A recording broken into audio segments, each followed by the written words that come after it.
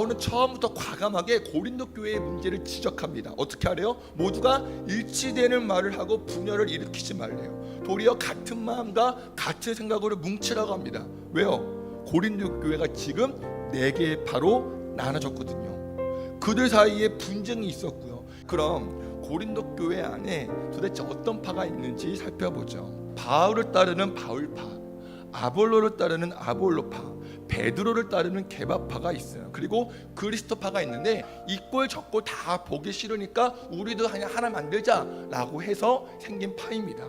그럼 왜 나뉘어졌을까요? 바울은 정통 유대인이자 학자였어요. 엄청난 지식인이었죠. 하지만 바울의 약점이 있었습니다. 뭐냐? 언변이 뛰어나지 못해요. 한마디로 설교가 엄청 지루하고 졸려요. 반대로 아볼로는 말쟁이였어요. 그래서 아볼로는 자신의 뛰어난 웅변술로 설교를 기가 막히게 잘했습니다. 그러면 고린도 교회의 성도들은 자연스럽게 뭘 하죠? 바울과 아볼로를 비교합니다. 비교해요. 한편 게바는요, 모두가 다 아시다시피 베드로인데 그는 율법 준수를 굉장히 강조했습니다. 보수적인 성향을 지닌 사람들은 게바파로 뭉칩니다. 그리고 그리스도파는 아까 말했던 것처럼 있고 적고 다 보기 싫은 사람들이 맞는 파이고요. 그럼 지금까지의 내용으로 봤을 때 이 4개의 파는 누가 중심이에요? 사람이에요. 이게 오늘날로 말하면 어떤 목사파, 어떤 장로파, 어떤 권사파입니다. 중요한 것은 이러한 모습이 지금 한국교회에도 이미 있다는 사실이에요. 물론 사람이기에 내 편, 내 무리를 만들고자 하는 마음이 드는 건 사실이지만 그것이 교회 안에도 존재한다면 그건 더 이상 교회가 아니죠. 세상 모임입니다. 그런데 더 심각한 문제는 따로 있습니다. 교회가 이렇게 여러 갈래로 나뉘어지고 서로 계속 부딪히다 보면 어떤 일이 생길까요? 성도들 안에 영적인 피로감이 생겨요. 또 싸워? 또 비난해? 교회가 뭐 이래? 사랑도 없고 싸우기만 하고, 그래 그냥 너네 좋을 대로 해, 너네나 교회 이래. 그리고 끝내 이렇게 말하죠. 나는 안 해. 여러분, 분쟁으로 인해 생기는 가장 심각한 문제는 영적인 피로감으로 인해 하나님의 일을 놔버리는 거예요. 하나님의 일을 포기하고 안 하는 겁니다. 더 이상 교회를 기대하지 않아요. 더 이상 교회에 소망이 없다고 생각합니다. 근데 여러분, 이렇게 그리스도인들이 영적인 피로감으로 인해 하나님의 일을 놔버리고 교회에 대한 소망을 품지 않는 것을 사탄이 좋아한다는 것입니다. 그로 인해 하나님과의 관계를 회방하고 사람과의 관계를 회방해요. 하나님 사랑, 이웃 사랑을 방해합니다. 우리는 하나님의 일을 꾸역꾸역 하는데 사탄은 너무나 쉽게, 너무나 간단하게 일을 해요. 그래서 바울이 10절에서 이렇게 말하죠. 모두가 같은 말을 하고 너희 가운데 분쟁이 없이 같은 마음과 같은 뜻으로 온전히 합하라. 여기서 합하라라는 말은 헬라어 카테르티스메노이인데요. 단순히 야 우리 그러지 말고 그냥 잘해보자 라는 어떤 물리적인 하나됨이 아니라 망가지고 끊어진 것을 제자리로 돌려놓고 회복시키다 라는 뜻이에요. 마치 물고기 잡는 그물이 끊어졌을 때에 그 그물을 다시 묶는 것처럼요. 여러분, 이 그물이 끊어지면 어떻게 돼요? 물고기가 다 빠져나가죠. 헛수고하게 됩니다. 지금 고린도 교회가 끊어진 그물과 같다는 겁니다. 그러니까 다시 묶으라고요. 재정비하라고요. 다시 회복하라고요. 하나님과의 관계 회복, 사람과의 관계 회복, 영적인 피로감에서 회복하라고요. 혹시 영적인 피로감에 있는 분이 계십니까? 교회에 대한 어떤 소망이 사라지고 회의감에 빠진 분이 계신가요? 교회에 대한 상처로 인해 끊어진 그물처럼 소망과 은혜와 감사가 빠져나간 분이 계시나요? 혹시 하나님에 대한 충성과 열정이 빠져나간 분은 없나요? 오늘 이 시간 예수 그리스도의 복음으로 끊어진 그물을 다시 튼튼히 묶으시길 소망합니다. 자, 이제 바울이 좀 더 자세하게 고린도 교인들을 가르치는데요. 바울이 고린도 교인들에게 말합니다. 여러분, 예수님께서 어떻게 나뉘어졌나요? 내가 여러분을 위해서 십자가에 못 박혔나요? 여러분, 바울이 왜 이렇게 말해요? 자기 이름으로 무리를 지었으니까요. 예수님께서 바울을 만나 주신 것은 오직 복음 전파를 위함인데 그 의도와는 달리 자기 이름으로 무리를 지었으니 얼마나 당황했겠어요. 그리고 17절 하반절 보세요. 내가 말의 지혜로 하지 않는 것은 오직 그리스도의 십자가가 헛되지 않게 하려 함이라 라고 말해요. 왜냐? 그때 당시에는 인간의 지혜와 달변을 지나치게 높이 평가하는 분위기가 있었거든요. 바울은 그걸 지적하면서 자신이 십자가의 도 대신에 인간의 지혜와 철학 따위를 설교했다면 자신의 설교는 힘이 없고 인간의 지혜로만 끝났을 것입니다 라고 말하는 겁니다. 그러면서 바울이 하나님의 능력과 지혜이신 예수님을 제시하는데요, 유대인과 헬라인들에게는 예수 십자가가 이해가 안 되었습니다. 왜요? 유대인들에게 메시아는 이스라엘을 회복시킬 영광스러운 왕이거든요. 그런데 그 메시아가 십자가에 못 박혔다? 이해가 안 돼요.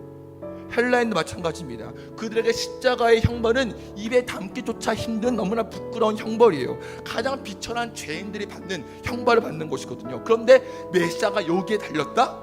말도 안 돼요. 이해가 안 됩니다. 그러니까 교회에 모여서 예수님에 대해 이야기는 하지만 여전히 십자가 앞에 서지 못합니다.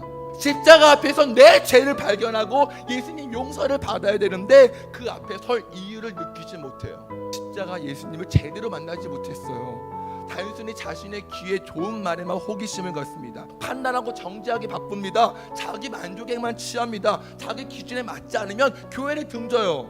하지만 여러분, 이러한 고린도 교인들에게 바울은 말합니다. 18절, 십자가의 도가 멸망하는 자들에게는 미련한 것이요 구원을 받는 우리에게는 하나님의 능력이라. 24절, 오직 부르심을 받은 자들에게 그리스도는 하나님의 능력이요 하나님의 지혜다. 25절, 하나님의 어리석음이 사람보다 지혜롭고 하나님의 약하심이 사람보다 강하다. 할렐루야.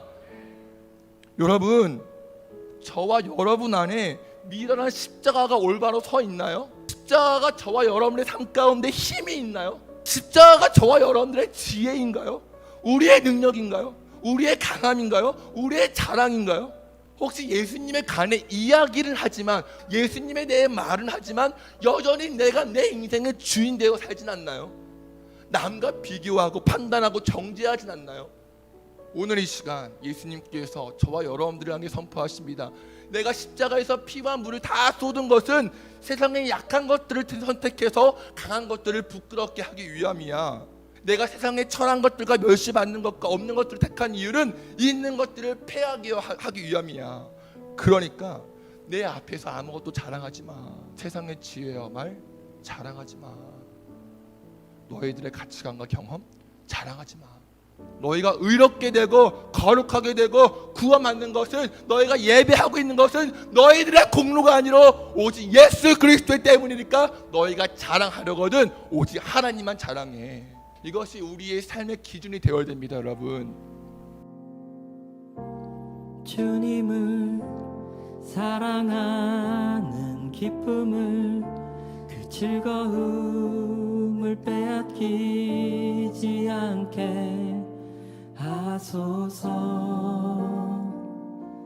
주님을 사랑하는 기쁨을, 그 즐거움을 빼앗기지 않게 하소서.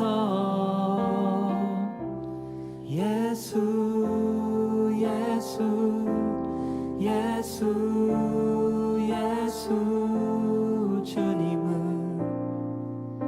사랑합니다. 예수 예수 예수 예수 주님을 사랑합니다. 주님을 사랑하는 기쁨을, 그 즐거움을 빼앗기지 않게 하소서. 주님을 사랑하는 기쁨을, 그 즐거움을 빼앗기지 않게 하소서. 예수 예수 예수 예수 주님을 사랑합니다. 예수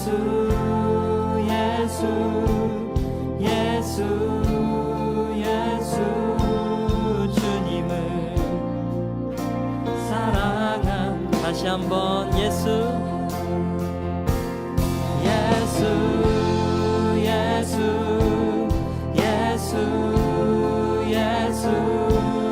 주님을 사랑합니다. 예수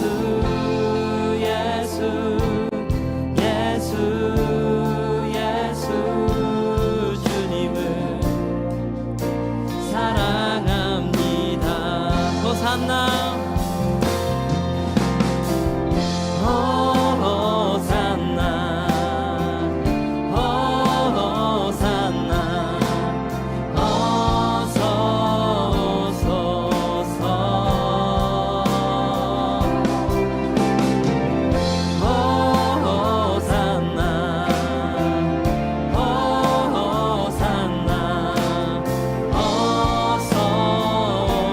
다시 한번 호산나